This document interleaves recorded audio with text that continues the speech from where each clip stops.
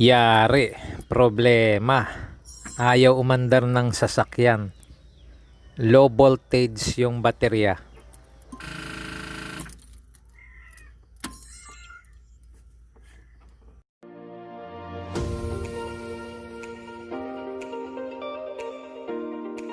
Ang pag-uusapan natin ngayon ay tungkol sa isang gadget na makakatulong sa atin maiwasan ang ganitong problema, ang voltmeter.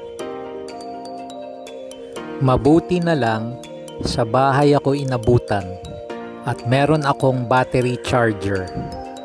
Isipin mo na lang kung sa ibang lugar ako inabutan na malayo at walang makakatulong. Ang problemang ito ay maaring maiwasan sa tulong ng isang gadget. Ito ay ang voltmeter. Pinapakita sa atin ng voltmeter ang lakas, ang karga at voltahe ng baterya at any given time. Ang malusog at malakas na baterya ay pumapalo ng 13.4 volts hanggang 14.1 volts habang tayo ay nagmamaneho. Bahagyang bababa ito sa 12.4 volts hanggang 13.2 volts pag naka-on ang aircon, headlights, fog lamps at auxiliary fan. Nakikita mo sa voltmeter na habang ito ay nagbibigay ng kuryente sa mga accessories sa ating sasakyan, ito ay nakakargahan pa rin ng ating alternator.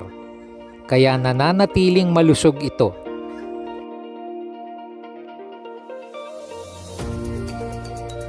Pag nakita natin na bumababa na sa 12 volts ang karga ng ating baterya, ito ay senyales na nagsisimula ng maghinalo ang ating baterya. Kumakain na ito sa ating reserve battery capacity.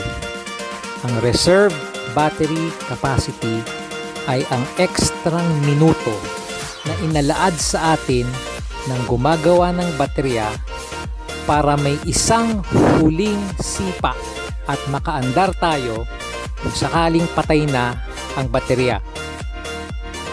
Mamili ka na lang sa tatlong pwede mong gawin. Number 1, palitan ng bagong baterya. Number 2, i-recharge ang mahinang baterya.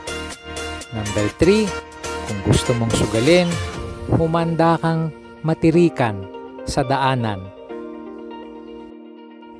Itong maliit at hindi kamahalang gadget ay maaari kang isalba sa malaking problema, lalo na kapag automatic ang iyong dala.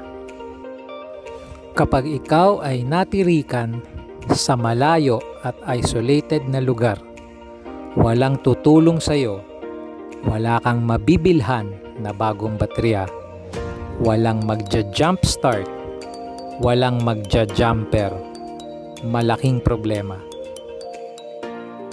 Plug and play sa cigarette lighter port ang ginagamit ko. Please hit the like and subscribe button. Paki-share na rin, natuwa kayo rito.